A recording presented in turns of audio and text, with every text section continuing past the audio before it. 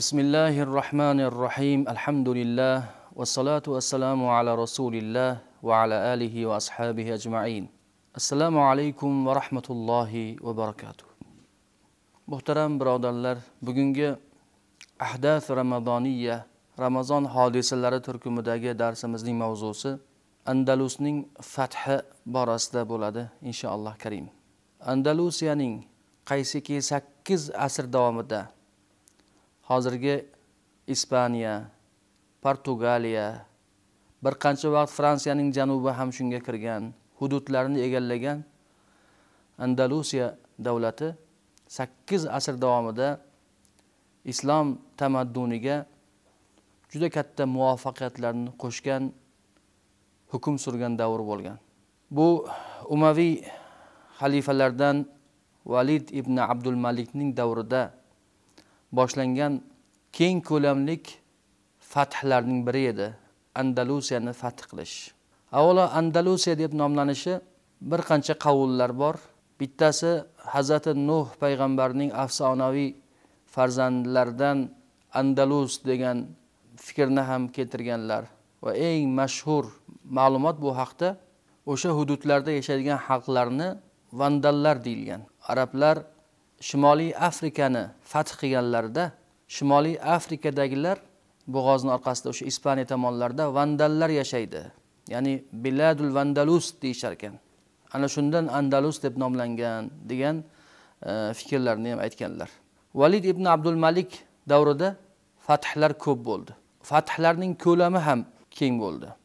G'arbiy jabhada va sharqiy jabhada, g'arbda hozirgi bu Ispaniya, Portugaliya hududlari qanday fath qilingan bo'lsa yoki Shimoliy Afrika qanday fath qilingan bo'lsa, turk mamlakatlari ham xuddi shunday fath qilinardi.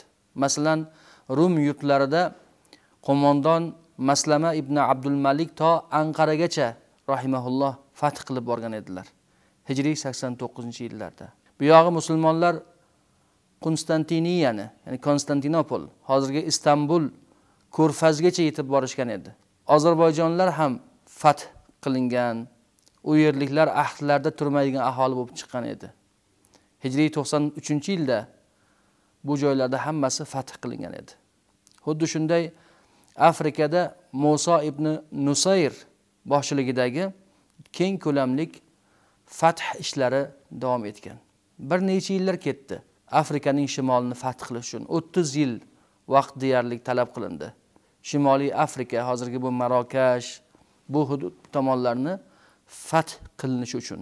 Shimoliy Afrikada hozirgi o'sha Marokash, Sudanning g'arbi va markazidagi tub aholini barbar xalqi deyishardi yoki amaziklar ham deyishgan. Musa ibn Nusayr, u kishining demak qo'mondoni Tariq ibn Ziyod ana shu amazik xalqidan bo'lgan. Amaziklar o'ta jasur, mard, jangdan qochmaydigan shunaqa bir shijoatli xalq bo'lishgan ekan. Albatta shuning uchun bularni islomga kirgizish 30 yil vaqt oldi, oson bo'lmagan. Bularni demak fath qilgan sahoba aynan bular tomonidan shahid qilingan. To musulmon bo'lguncha ular. Musulmon bo'lganlardan keyin barbarlarni, o'sha amaziklarni islom da'vati yo'lidagi qahramonlari zarbul masal bo'lib ketgan. Tillarda doston bo'lib ketgan. Masalan, Tariq ibn Ziyod, uning boshlig'i Musa ibn Nusayrni olaylik. Aynan bular Andalusiyani fath qilgan zotlar, qo'mondonlar bo'lganlar. Musa ibn Nusayr bo'g'ozdan kechib o'tib Yevropa yurtlarida islomni tarqatishga, u yerlarni ham islom davlati qatoriga qo'shishga ahd qildi. O'zining barbar millatiga mansub lashkarboshisi Tariq ibn Ziyod rahimahullohni dengizdan o'tib Andalusga borish uchun yubordi.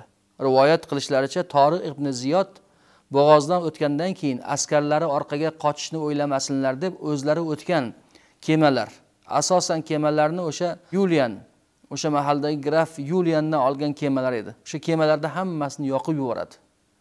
Ya'ni askarlarim mag'lubiyatni his qilib orqaga qochishni o'ylamasinlar. Endi keldik, orqaga qochishga ulov yo'q deb kemalarni yoqib yuborganlar.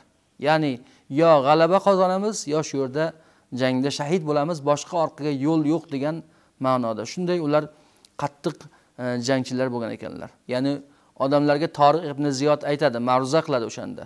Ey odamlar, qochar yer qayda? Orqangizda dushman misoli dengiz, oldingizda esa dengizdek dushman bor. Sizlarga endi sadoqat va sabr matonatdan boshqa hech narsa qolmadi degan ekanlar. Tariq ibn Ziyod ko'p urushlarda qatnashgan. Islom dinini tarqatishga juda katta hissasi qo'shilgan odam. Jumladan Andalusni fath qilish ham bu kishining chekiga tushgan edi. Tariq va Musa Jabal Baronisgacha yetib borib, u yergacha bo'lgan barcha mintaqalarni islom davlati hududiga qo'shishga muvaffaq bo'lishgan. Shimoliy Afrikani 30 yil davomida da'vat qilgan bo'lsalar, islomga fath qilgan bo'lsalar, bu Yevropa yerlarini, Andalus yerlarini atigi 2 oy vaqt ketdi ularni fath qilishga.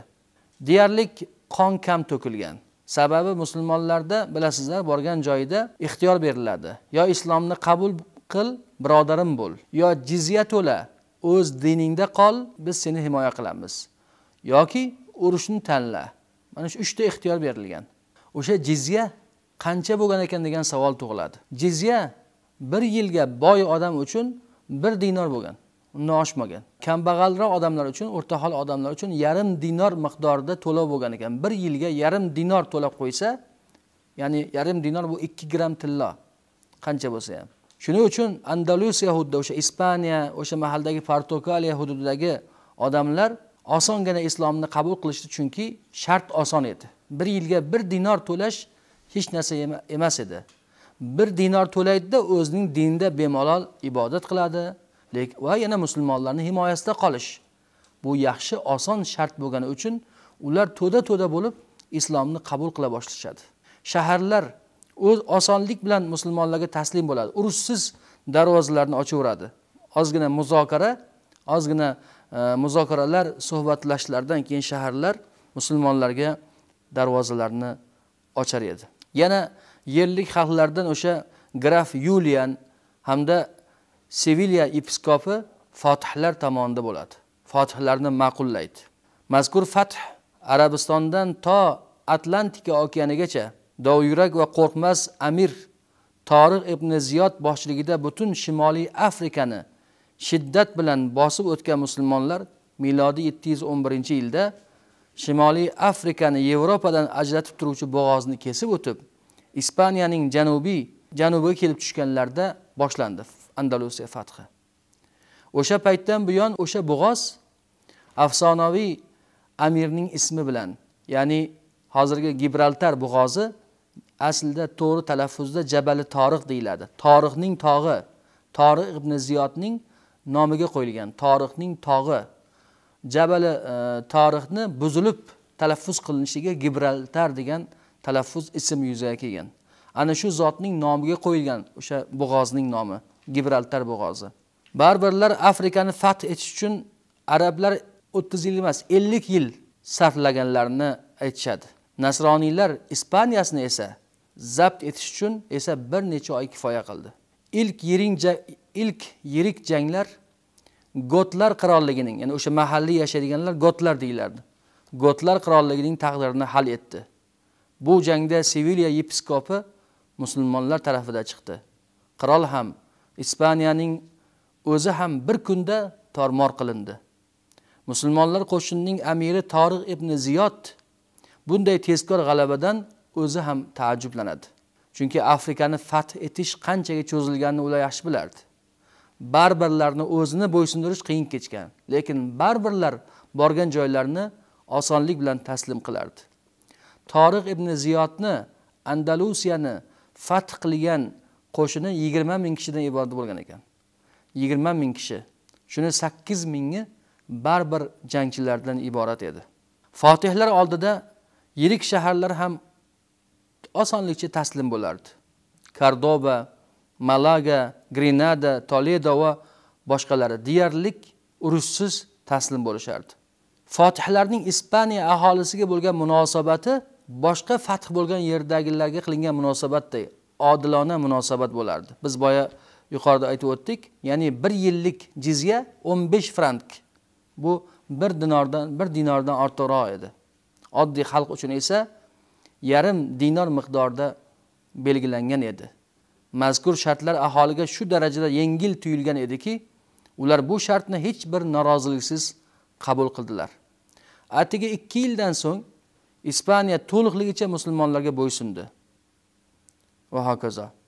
Bu haqda taniqli fransuz faylasufi, sayyoh, arxeolog, tabiiy va ijtimoiy psixologiya asoschisi Gustav Le Bon Arablar tamadduni kitobida, bu kitob e'tibor qilingizlar 1884-yilda nashr qilingan. Arablar tamadduni kitobida Andalusiyani fath bo'lishini odilona yoritib bergan. Ispaniyani zabt etgandan so'ng Tariq ibn Ziyod Suriyaga, xalifa uni Suriyaga qaytishni buyuradi. Gol va Olmoniya orqali qaytmoqchi. Orqaga qaytish yo'lida birato'la Konstantiniyani, ya'ni Istanbulni ham fath etib, butun ko'hna dunyo deb Yevropa aytilardi o'sha mahallarda. Butun ko'hna dunyoni, Yevropani Qur'onga bo'ysundirmoqchi bo'ldi deb yozyapti Gustav Le Bon. Lekin ushbu rejani amalga oshirishda Tariqqa xalifani o'zi xalaqit qildi deb ba'zi bir misollarni bu yerda keltirib o'tadi. Musulmonlar hukmronligining ilk 10 yilning ichida yerlik aholining ommaviy ravishda islomga o'tishi kuzatilgan. Savdogarlar, hunarmandlar, dehqonlar, qullar yoki zodagonlar tomonidan ham 8 asr birodarlar Andalusiya faoliyat yuritdi. Andalusiyadan juda katta olimlar chiqdi. Imom Qurtubiy, mashhur mufassir, Qartoba, hozirgi Qardoba shahridan, Qurtuba shahridan, Ibn Hazm, Ibn Rushd va hokazo nihoyatda katta olimlar yetishib chiqqanlar va islom tamadduniga o'zlarining hissalarini qo'shganlar. Ammo 8 asr faoliyat yurg'izib, oxiri taslim bo'lgan nasroniylarga yengilgan, topshirilgan shahar bu Qardoba, Qurtuba shahri edi. Granada shahri edi. Qaysi shaharda nasroniylar egallasa, bironta musulmonni qoldirmay qilishdan o'tkazgan. 8 asrlik islom mamlakatini nasroniylar shunday qo'lga kiritishgan ediki, bironta musulmon tirik qoldirilmadi.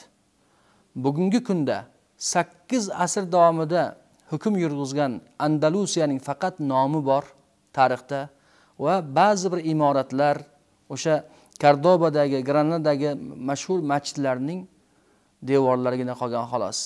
Ammo boshqa asar qolmadi. 8 asr faoliyat yuritgan islom mamlakatidan ana shunday asarlar qoldi. Ammo Umaviylar davrida, jumladan Valid ibn Abdul Malik davrida ham birgina Andalusiya tomonda emas, g'arb tomonda emas, sharq tomonda ham keng ko'lamli fath ishlari olib borilardi. O'sha yillari, bu 90-hijriy, 91-92-yillar Sind diyorlari, Pokiston fath qilingan. O'sha yillari bizning diyorlar 91-yilda, hijriy 91-yilda Kesh, Qarshi, Nasaf shaharlari fath qilingan. 92-hijriy sanada Buxoro zabt qilingan. 93-hijriy sanada Samarqand zabt qilingan. 94-hijriy sanada hozirgi Toshkent, Shosh shaharlari fath qilingan. Qutayba ibn Muslim tomonidan. Undan keyingi yillar Afg'oniston, undan keyingi o'sha Qashqar, bu Shimoliy Turkiston tomonlari fath qilinib, bu yog'i musulmon mamlakatlarining chegarasi, bu yog'i Xitoygacha bordi. Bu yog'i Andalusgacha bordi. Inshaalloh ertangi darsimizda turk mamlakatlari, ya'ni sharq tomonda bo'lgan turk mamlakatlarida bizning Xuroson, Movaronnahr diyorlarida bo'lgan fathlardan inshaalloh dars o'tamiz. Qutayba ibn Muslimning bevosita fathlaridan. Ammo bugungi darsimizda inshaalloh shu kifoya qiladi. Ya'ni Andalusiyaning demak fath qilinishi, Tariq ibn Ziyod, Musa ibn Nusayr kabi qo'mondonlarning mardonavor janglari, ularning qo'mondonliklari, Andalusiyaning madaniyati. So'zimning oxirida Andalusiyaning madaniyatidan bir misol o'qib bermoqchiman. Biz shu vaqtgacha Ramazon boshlangandan beri, karantin boshlangandan beri butun dunyo hozir al-hijr sihhiy, sog'lom bo'lish masofasini qo'llayotgan 2 metrlik masofani birinchi payg'ambar sallallohu alayhi vasallam aytganlari haqida hadis o'qidik. Payg'ambarimiz sallallohu alayhi vasallam yuqumlik kasalga uchragan bemor bilan orangda 2 ramh masofa bo'lsin degan hadislarni o'qidik. 2 ramh bu 2 nayza. Ramh deb arablarda 1 metrlik nayzaga aytilgan. Va birinchi marta buni qo'llagan Hazrat Umar radhiyallohu anhu bo'lganligini o'qidik oldingi suhbatlarimizda. Hazrat Umar ibn Xattob radhiyallohu anhu hattoki Badrda qatnashgan sahoba yuqumlik kasalga, vaboga yo'liqqanida ijlis minni qayda ramhayn deganlarni o'qidik. Mendan 2 ramh, ya'ni 2 metr narida o'tir deganlari. Bo'lmasa Badrda qatnashgan sahobaning darajasi qanday ulug' bo'lishini ham o'qidik. Lekin shunday bo'lsa ham umumiy qoida, karantin qoidasi hammaga barobar ekanligini tushunamiz biz. Hatto Badriy sahobaga ham tatbiq qildilar Hazrat Umar radhiyallohu anhu. Mendan 2 metr nari o'tir, masofa saqla degan ma'noda. Bularni masalan birinchi marta o'qidik va bugun Andalusiya madaniyatidagi bitta holatni o'qib bermoqchimiz. Bugun butun dunyo odamlari maska taqayapti. Niqob ya'ni. Foydasi bo'ladi, bo'lmaydi, niqob taqib o'zini himoya qilyapti, boshqalarni himoya qilishga harakat qilyapti. Mana shu niqob taqish masalasi Andalusiya mamlakatida sog'lik uchun joriy qilingan ekan. Buni Andalusiyadan chiqqan ulamolardan tabib, ziroat fanlari bo'yicha o'ta mohir bo'lgan olim Ibn Abdun al-Tujaybi Ishbili Andalusi rahimahulloh o'zlarining Risola fil qadiyati wal hisba degan mashhur asarlarda yozgan ekanlar. Ibn Abdunning bu risolasini, Risola fil qadiyati wal hisba asarini mustashrihlardan Leif Brunsol degan bir mustashrih Fransiyada 1955-yilda chiqqan bir demak jurnalda tatbiq qilib chiqqan. Bu asarlarda Ibn Abdun aytadilar: Andalusiyaning bozorlariga tegirmonchilar va nonvoylar og'izlariga niqob taqqan bo'lishlari holda kirgizilardi. Bozorga nonvoylar va tegirmonchilarda niqob bo'lishi shart qilingan edi. Va jumla taom pishirish bilan bog'liq bo'lgan har bir xodimlarda og'zida niqob bo'lishi shart qilinardi. Agar niqobi bo'lmasa, bozorga qo'yilmas edi. Niqob taqmagan nonvoyning noni sotilmas edi. Niqob taqmagan tegirmonchining uni sotib olinmas edi. Va bu nima uchun? Gapirganda yoki aksa urganda og'zidan biron bir narsa sachrab unga yoki xamirga tushmasligi uchun ana shunday qilinardi. Va hatto non pishiradigan nonvoylar peshonasiga oq rangdagi durra taqib olardi. Andalusiyani aytyapti. Bu o'sha hijriy 1-2, 3, 4, 5, 6 asrlarda, 7 asrlarda Andalusiyadagi holatni aytyapti.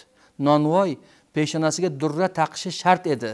Terlab, ter tomchilari xamirga tushmasligi uchun peshonasiga durra taqar edi va og'ziga niqob taqar edi va bu shart qilingan edi deb yozadilar. Mana azizlar, bugungi kunda dunyo oshpazlik madaniyatida, taom pishirish madaniyatida Yevropa go'yoki buni o'zining madaniyati deb ko'rsatadi. Aslida Yevropa bu madaniyatni qayerdan oldi? Andalusiyadan oldi. Kimlardan oldi? Musulmonlardan oldi. Demak, bugun bizning bu niqob taqishimiz, agarchi bizga yoqmasa-da, terlab ketsak, qiynalsak-da, nafasimiz siqilsa-da, lekin bu yangilik emas ekan, birodarlar. Musulmon Andalusiya madaniyatida bu narsa tartib qilingan ekan. Nafaqat vabo vaqtida, oddiy kundalik vaqtida bu madaniyat edi. Ya'ni gigiyena, shaxsiy tozalik, sunnat dinimiz buyurgan bir amal edi. Afsuski Andalusiya tarixda qolib ketdi. Ammo biz tariximizni o'qir ekanmiz. Musulmonlarni o'z dinlarini qanday adolat bilan, qanday jasorat bilan, dovyuraklik bilan tarqatganlarini, da'vat qilganlarini o'qiymiz va o'rganamiz. Arablar istilosini o'qirdik maktabda. 7-asrda bizda diyorlarga arablar istilosi bo'lgan degan jumla, istiloh tarix fanidan o'qitilardi. Arablar istilosi deganda arablarning shafqatsizlik jangini tushunardik. Lekin asli istilo degani arab tilidagi isti'lo, alaya fe'ldan olingan. Isti'lo degani urushib o'ldirish ma'nosini bildirmaydi. Shafqatsiz qirg'inni bildirmaydi. Isti'lo alaya oliy bo'ldi degani. O'sha mahalda arablar istilosi degani arablar islomni olib kelib oliy bo'ldi degan ma'noni ifoda qilardi.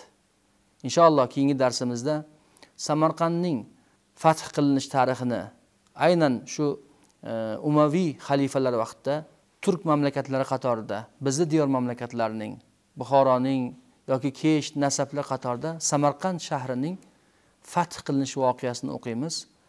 Allohumma salli va sallim ala sayyidina va nabiyina Muhammad va ala alihi va ashabihi ajma'in.